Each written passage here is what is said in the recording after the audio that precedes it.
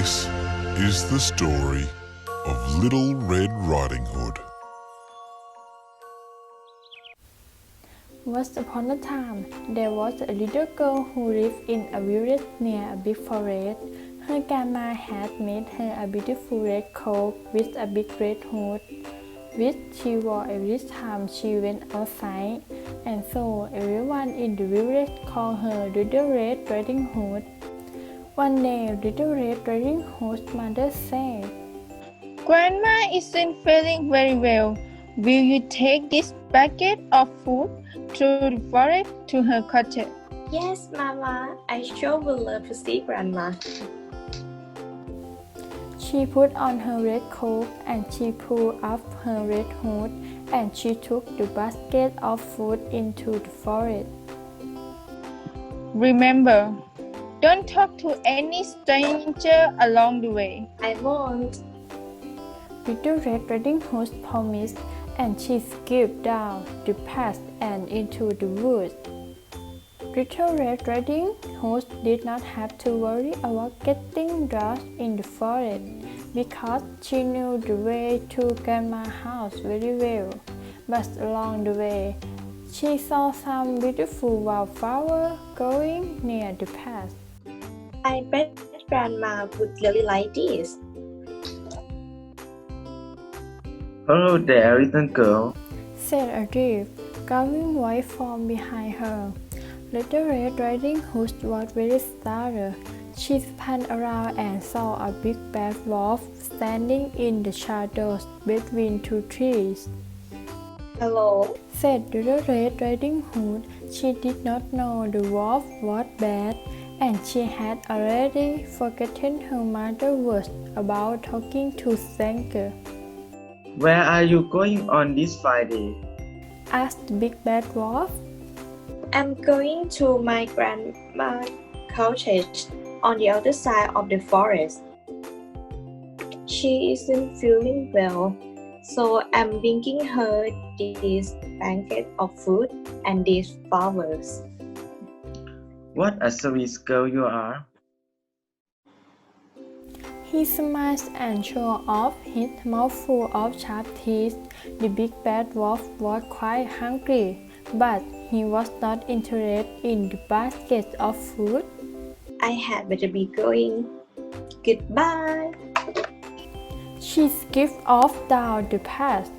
The big bad wolf so much scowled and growled with hunger.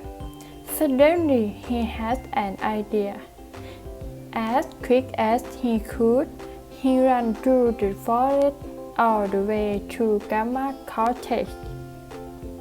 The snaky wolf opened the door very quietly and found Grandma asleep in her bed.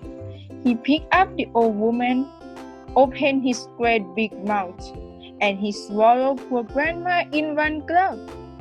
Then the big bad wolf came into the bed and pulled the blanket up to his chin.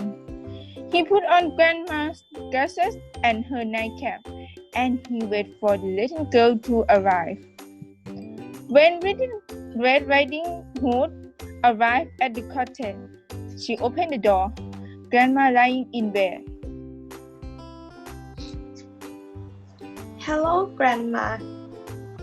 Mother told me you weren't feeling well, so I bought you some food and some flowers. "What a sweet little girl you are," said the wolf in his fake grandma voice. "Come closer, my dear." Little Red Riding Hood took a step closer, and she noticed that something looked a little different about Grandma. My, what big eyes you have, Grandma. "All the better to see you with." said the big bad wolf. "Come closer, my dear." Little Red Riding Hood took another step closer to the bed.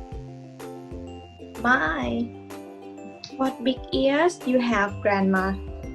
"All the better to hear you with."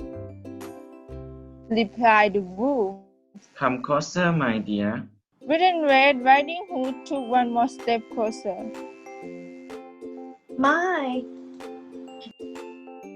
What big teeth you have, Grandma. All the better to eat your wheat. Growled the big bad wolf. He jumped out of the bed and he opened his great big mouth. Little Red Riding Hood shrieked and tried to run, but the hungry wolf grabbed her up and swallowed Little Red Riding Hood in just one gulp.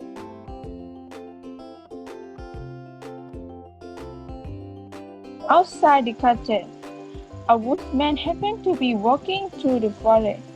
When he heard Little Red Riding Hood shake off surprise, he hurried inside to see the wolf and his wild belly.